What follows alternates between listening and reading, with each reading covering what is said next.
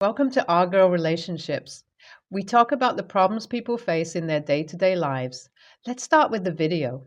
AITA for being blind all this time while my sister suffered all her life.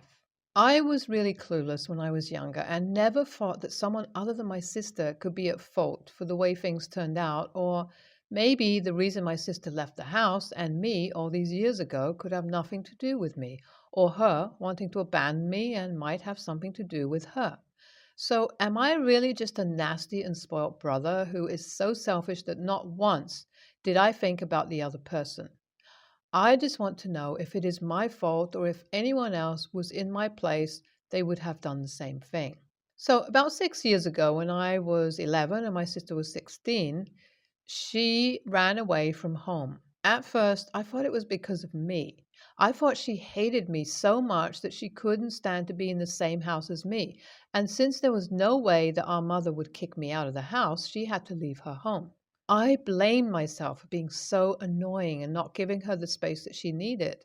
I started hating myself for being the way I was and tried my best to change myself. I stopped doing things I liked and I started staying in my room. I wouldn't eat her favorite snacks or watch TV. I would leave my PlayStation alone and wouldn't go into her room at all. I thought if I just completely changed myself and behaved the way that she wanted me to, she'd come back. I asked my mom to call her and tell my sister that I would never annoy her again and she can come back home now since everything will be changed. But even after doing all that, she didn't return. I tried contacting her on social media and left a million texts, but she never saw them or replied to them. Gradually, I started hating her and started blaming her for leaving me alone with mom. I cursed her for being a bad sister and I prayed that something bad will happen to her. I was so angry at her because now I was all alone and had to deal with mom on the nights that she would get drunk. I was all alone when mom would get angry and start throwing stuff around. As I grew up, I learned how to handle these situations, and the best way was to leave the house or lock myself in my room so that I wouldn't come face to face with mom while she was going through one of her phases.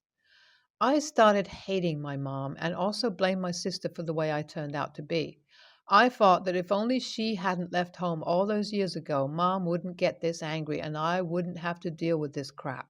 I blamed her for ruining our family. So, after all these years, when I finally received a text from her, I was really shocked. It had been 6 years since she had left home, and all these years she didn't contact me once. She didn't reply to any of my messages or calls and didn't even bother to explain herself, before leaving the house. So, why would she text me now and ask me to meet her? What right did she have to contact me?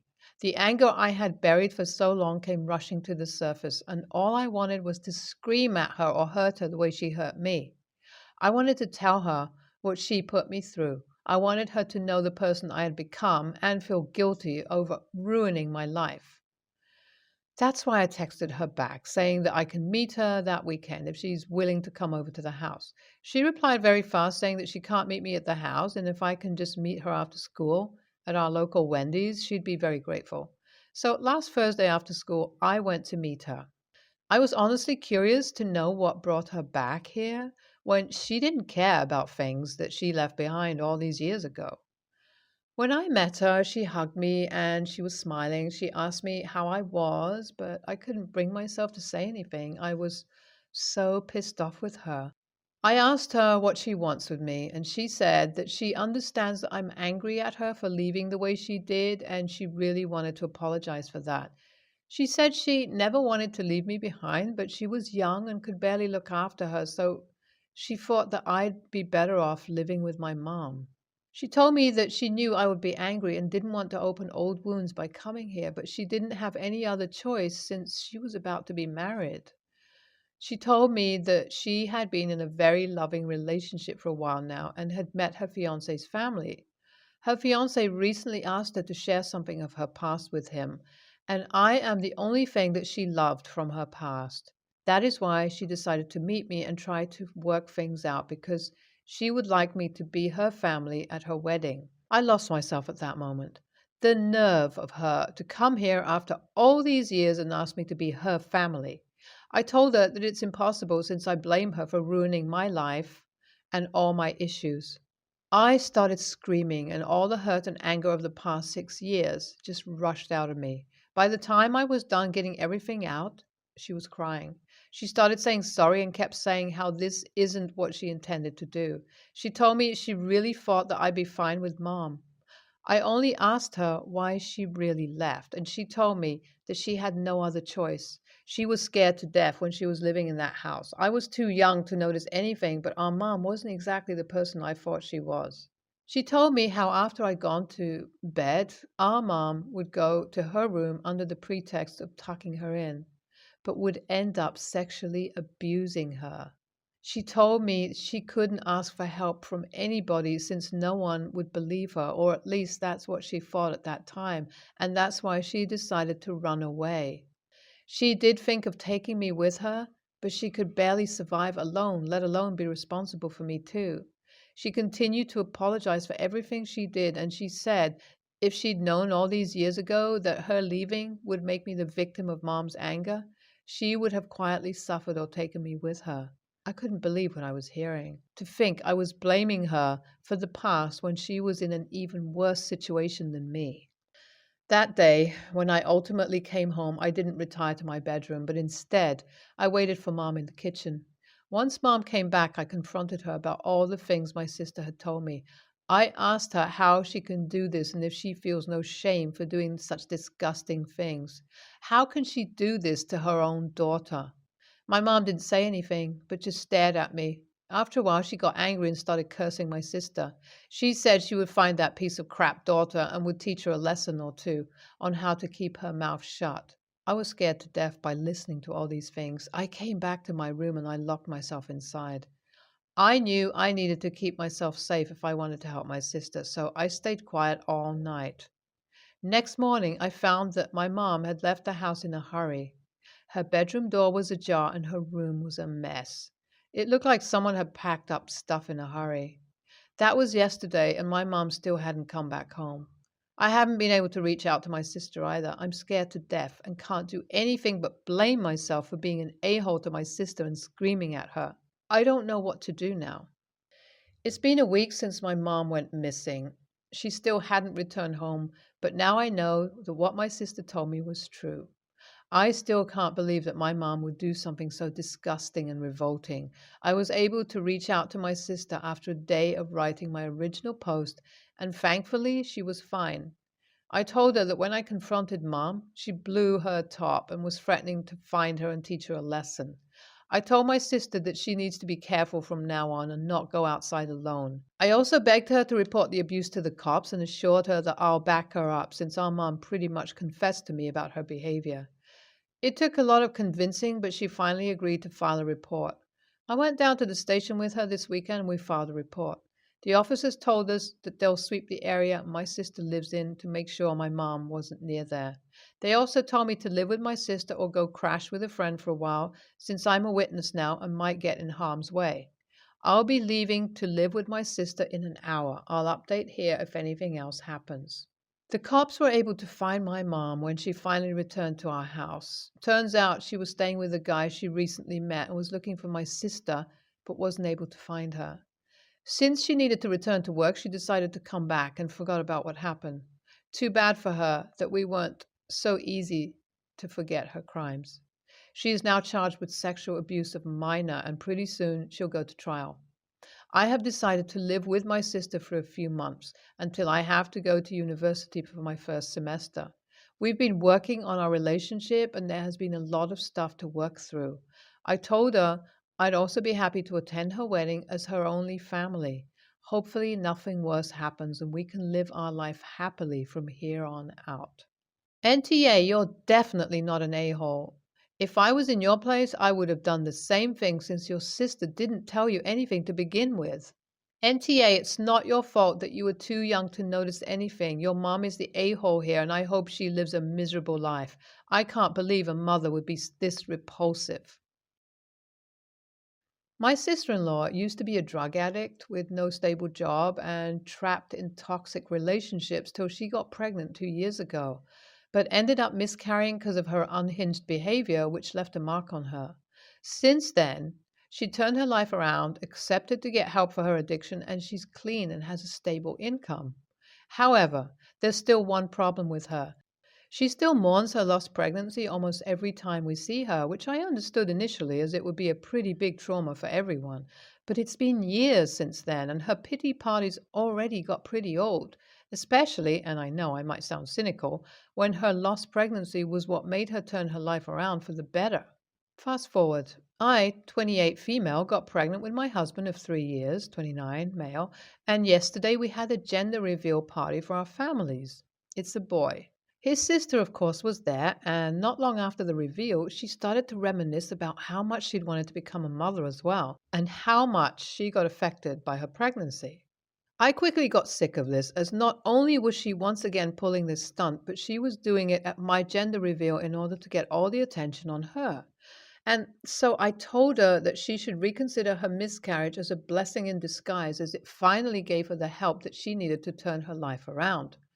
She looked shocked at me and then asked me if I seriously think that her miscarriage was a good thing.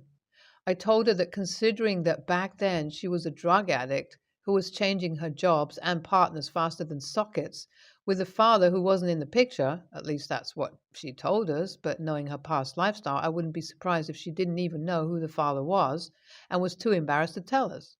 It's probably for the better that her child wasn't brought into the world in those conditions. After that, she, together with my parents in law, started blowing off at me, telling me that just because I lack empathy doesn't mean I get to reduce her trauma to a good thing. My husband intervened and finally managed to calm them down, and the party ended abruptly. After everyone left, my husband took aside and told me that what I said was really out of line and my pregnancy hormones aren't an excuse to act so unhinged. That made me blow off at him, telling him to cut the misogynistic crap about pregnant women being out of control, as there was nothing unhinged about what I said to his sister. It was just the rational truth, and if he wants to see unhinged behavior, he should look no further than his own family. He got too ashamed to say anything else after that, and I made him sleep on the couch, so I wouldn't need to hear any more BS coming from his mouth. AITA? YTA, there's nothing misogynistic about calling out inappropriate behavior when you see it. You could have got up and walked away and refilled your drink or greeted your other guests, etc., when she started to talk about her loss during your party, but you chose to be unkind. I hope to God that this is just hormones and not your natural disposition to be so unkind. I hope you don't teach your son to tell people that their pregnant loss is a blessing. ESH, except your husband. Your sister in law shouldn't have made your gender reveal about her loss, but you absolutely, positively do not get to tell someone else how to feel about a traumatic event. She wanted that baby, regardless of whether or not she should have, according to you. The same behavior you're accusing your husband of assigning to you is the same thing you're using to justify minimizing your sister in law's loss. You don't get to tell someone else how to grieve. YTA, not for what you think, but for how you handle the situation. Your sister in law needs a therapist, not some unsympathetic, cynical person who considers her selfish. You consider her talking about it to be a stunt, so you would be the last person to approach her how you did. And how you treated your husband is a-hole behavior too. He was defending his sister, his family, when you were acting like a dick to her. So yeah, you are the a-hole, not for what you said exactly, but for how you went about the whole ordeal.